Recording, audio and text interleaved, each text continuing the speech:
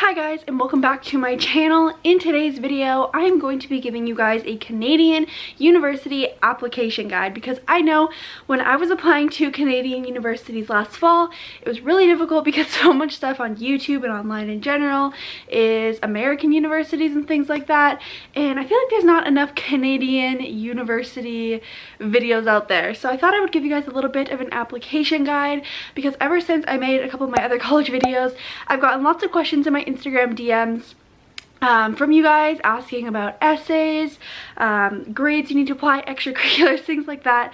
So I thought I would just answer all of your guys' questions here in one video, and also supplying you guys with some other information as well.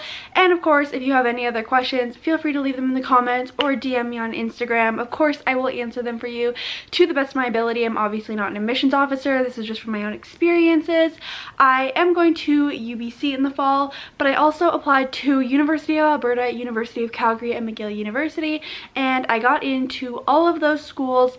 So I thought I'd kind of share with you what I think helped me get in, and kind of a little bit of a rundown of what the application process is like and what you can expect when you apply. That was a really long intro, so we're just gonna get right on into the video. Okay, first, just some brief information about all four of those schools that I talked about. The University of Alberta is located in Edmonton, Alberta. The University of Calgary is obviously located in Calgary, Alberta.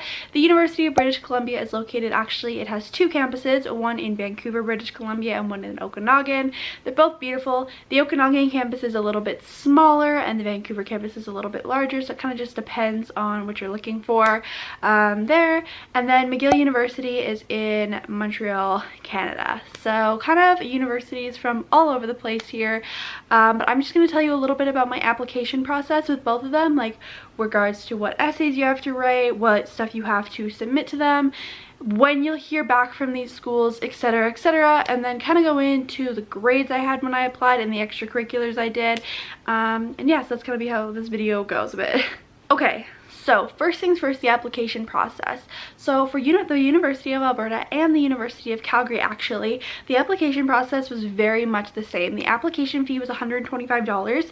That's going to be different if you're international, I believe. I think that's just domestic. Correct me if I'm wrong, but I believe that's just domestic. So if you're applying from international, that fee might be different.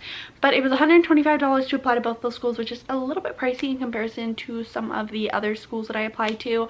And you don't have to write any essays. Basically, you put in your information, your basic information, like your name, your address, all of that stuff, like just like that basic information about you. You submit your grades, and that's literally it. You're done. That's for both University of Alberta and University of Calgary. I literally applied to University of Calgary at like 2 o'clock in the morning one night, like start to finish. It literally took me like 20 minutes. So those are two very quick applications. While they are expensive, they are quick, and you do hear back relatively soon. So both of those applications open October 1st. So they open up a little bit later than some of the other schools, but you hear back really quickly. I think the University of Alberta, I heard back, I applied right away, like the second or third day it was open. I heard back, I think it was October 19th, I want to say. It was like less than 3 weeks later. It was super quick. Obviously that's going to vary. You might not hear back quite as soon, but I know a lot of people did hear back really soon. It's also going to depend on when you apply for when you hear back. But I applied right away, and I heard back literally right away. University of Calgary, I applied around the same time, maybe a couple days after the University of Alberta, but I did still hear back relatively quickly, less than 6 weeks after. I know it was in the month of November, so it was like about approximately a month after I applied. So again, pretty quick in comparison to some of these schools. But yeah, so that was pretty cool that you could hear back from them so quickly. McGill University, that was actually my first application. It opened first. It literally opened like September 1st or 2nd, I think. Like it was like right at the beginning of September. I know they change their dates every year, which is why I didn't like look up a specific date, because I know the date changes a little bit every year, so you know, but it was like right at the beginning of September. Like you could probably check September 1st and it would probably be it. But basically, this application process was a little bit different because when you applied, you had to give in your basic information, all that stuff, the program you wanted to apply to. You had to give them like all your basic information that I told you that you needed to put in the U of A application, but you actually didn't submit any grades at that point.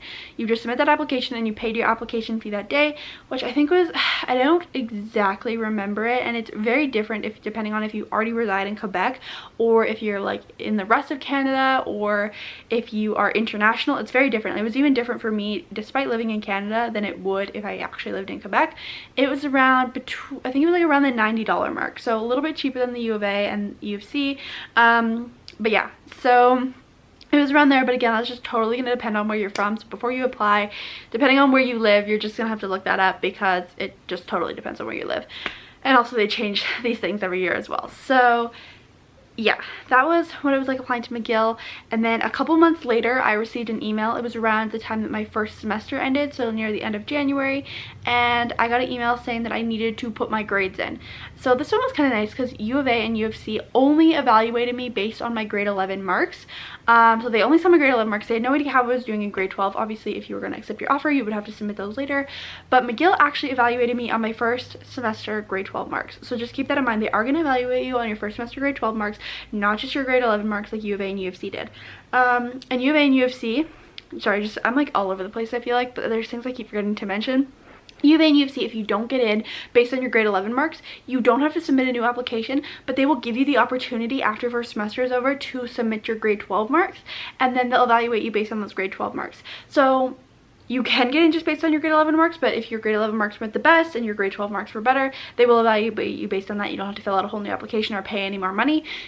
You can just apply again after first semester marks. They'll send you an email prompting you and things like that. So sorry, but McGill evaluates you on your grade 12 marks, so you put all those in and then you submit them in late January, which kind of caused the later application finding out with this one because obviously they didn't even have my grades till the end of January. So I didn't hear back till late March with them, which was pretty late, and at that point I had already accepted my offer to UBC, but even though I already knew that UBC was going to be my first choice school, otherwise I would have accepted my offer to them. But yeah, so I did get into McGill as well, but that was like way later, so be prepared to wait a while for that one because yeah, that one takes a while. Now talking a little bit more about UBC. All of those schools that I previously mentioned, none of them had essays associated with them, but UBC you have to write quite a few essays. I did a whole video where I read out my personal profile out loud, so if you don't know where to even begin with your personal profile, go check out that video. It'll be linked down below, as well as all my other college tips videos and things like that. But anyway, so you do have to write quite a few essays, which can be good and bad. Good on the hand that if your grades weren't necessarily the best, you can still get in on other reasons. Maybe like because they understand that maybe students might not have had as much time to put towards schoolwork because they were busy doing other things like volunteering, sports, having a job, things like that. So they take all of that into consideration, which I think is very cool. The bad news is it's kind of a lot of work and it kind of sucks. But I personally thought it was worth it, and I thought it was a really cool thing that they were doing despite all the work that had to go into these essays. But yes, you do need to talk a lot about your extracurriculars for UBC. You need, like, they give you the opportunity to talk about 5 extracurriculars. You don't have to, but these can be anywhere from volunteering, a school club, a job, a sport, anything really like that it can be a part of. So you can just talk about so many different things. They ask you to tell them what you're most proud of, things like that. They just ask you so many questions. If you want to see every question that they ask, go check out my video where I read my personal profile. But you are going to have to write an essay. You are going to have to submit grades. This application opens kind of near the end of the first week of September. Again, the date changes every year, but it's around like a week into September. So again, fairly early. I submitted my application around the beginning of October because I literally spent the entire month of September writing essays. And yeah, so that's kind of when I actually submitted my application, and they just took based on my grade 11 grades. And this is kind of confusing how this works. So they took me based on my grade 11 grades, and I got accepted for first round admission. First round admission consists of your grade 11 marks. So you're only, sorry, my nose is really itchy and I don't know why. So basically first round admission is only going off of your grade 11 grades, and then second round admission kind of goes off your grade 12 grades. let me explain that. So I got into first round admission, which means I found out before the end of February. So if you find out before the end of February, you'll get a thing being like you got accepted to first round admission based on your grade 11 grades, and then you don't actually have to submit your first semester grade 12 grades. They just take your grade 12 grades at the end of the school year. So obviously they still need to see your grade 12 grades, but you don't have to submit your first semester grade 12 grades, if that makes any sense. You just have to submit them all at the end of the year. And then if you don't get into first round admission, you don't get an email about it. You just kind of figure if you don't hear from them before that specific date that they like email you about. Mine was like February 28th, I think. I don't know if they still keep it like that. But yeah, so if you don't get an email by February 28th, you can kind of assume that you didn't get into first round admission, and they're going to ask you to, like, they're going to prompt you to submit your first semester grade 12 grades. This is kind of similar to the U of A, how I said that you still can get in based on your first semester grade 12 grades. So then you submit that your first semester grade 12 grades. This actually happened to my friend Jana. She submitted her grade 12 marks, and then she ended up getting in around April. So you can hear back from UBC anytime, like literally up until the end of April. Sometimes, yeah, like I think it's end of April, because the date to accept your offer is May 1st, but some programs have it that you can accept your offer on June 1st as well. So you can kind of hear back anytime until then, which I know is kind of stressful waiting, but it just depends on which round of admission that you're going to get in for. And by the way, if you do not apply before December 1st, you are not even going to be considered for first round admission, only second round admission. So I definitely recommend applying to first round admissions, because if you don't, then one, you're going to miss out on scholarships, because you are automatically considered for UBC scholarships if you apply before December 1st, and two, you don't have two chances to get in that. The ultimate application deadline date is January 1st, but by applying to that date, you are only applying for second round admission, and that's like your only chance. At least if you apply for first round admission, you kind of have two chances, which is kind of nice. Two different times of your application being reviewed, which is nice. So I definitely recommend applying for first round admission.